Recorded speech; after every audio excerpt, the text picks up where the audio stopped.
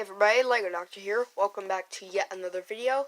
Today we have the 2017-2018 Bounty Hunter Battle Pack. And let's start off with the minifigures. First off, we have Dengar with that newer bandage head wrap piece that came out with the Clumsy Guy in minifigure series. I want to say 15, but I'm not sure if that's accurate. He has some armor right on his torso that is dark brown printed onto a white torso.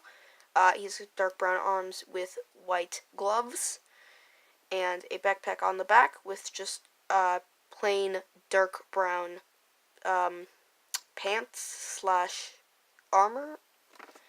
And you can see that his armor on his torso is either a little bit rusty or it is just kind of muddy or something. And then this thing attaches by a neck bracket. This neck bracket, and you can see some straps and kind of a reverse groin piece printing right there. And this also comes in a certain Freemaker Wave 1 set.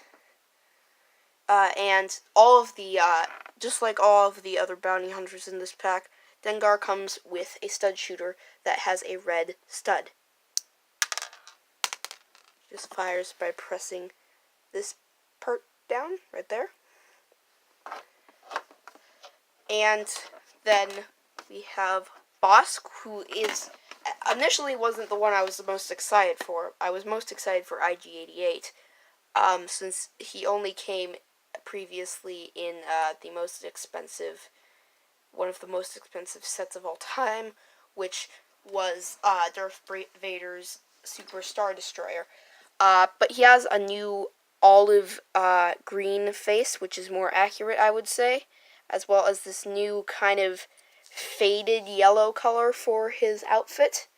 Some more printing, including printing on the legs that shows, I'm just going to call these bandoilers, leg bandoilers, because that's the best I can come up with, and his bare feet with the claws poking out, once again with a stud shooter. This amazing Trandoshan, I think is his species, head mold that came out with the Slave 1. These eyes that are really creepy as long as those creepy teeth. And also some back printing with tubes hooked in. I'm not entirely sure if these tubes running along his body are necessary for survival or what exactly is happening. But maybe it's explained somewhere. Next we have IG-88, who is really cool as a buildable droid figure. In case you're wondering, his head is made out of a claw piece, a cone piece, and a printed cylinder piece with this really nice printing along for all over 5 of his eyes. Although I think he is supposed to technically have more on the back in the movies. He has the typical battle droid body, arms, and legs. He has a clip on the back that allows him to attach this rifle, and he also has a stud shooter gun. And then here we have a new mold for Forlom's head right here, or 4LOM if you prefer. He has these bug eye looking things. He has the same kind of protocol droid design on his legs, almost exactly the same as C-3PO's 2017-2018 design, except with some extra, like, dust/rust detailing on there, and also printed onto a different color legs. The silver head is really cool and really detailed. Just attaches to a normal minifigure neck. So, and it for some reason has a hole at the top, which looks like it might be big enough. Wait, I thought this hole was completely hollow, but maybe it's not. I was about to say that you could put a friend's bow in his head, which would be absolutely ridiculous, but maybe not, because it looks like it is actually a closed-up hole, unlike I previously thought.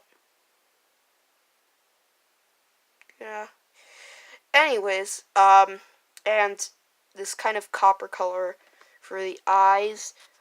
I really like the effect that is brought by the eyes, and the copper with that bug-eyed effect. Next up,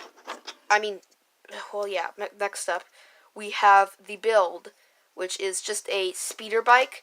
It's got some sort of weird backwards thrusters in front, maybe laser cannons, but there's a bunch back here as well. There's a little tiny windscreen, this little bit that which you can flap up. You can flap these, and then you've got some positions, and you can actually, if you want, you can fit all of the figures on here. So we can just take Bosk and let him drive. Oh.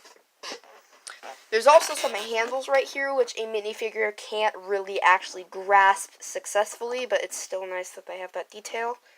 And then on these side platforms, you can kind of fit some other minifigures as well, like IG-88, right there, and Dengar, if you position his arm right. And then you can also just have Forlon hanging off the side of this other telescope piece blaster. And that's how I like to display it right here, which I think is really cool.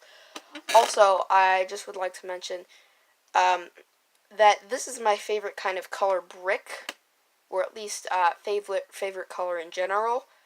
It's also got a thruster on the back with a backpack, and you see Bosk's little stud blaster right here.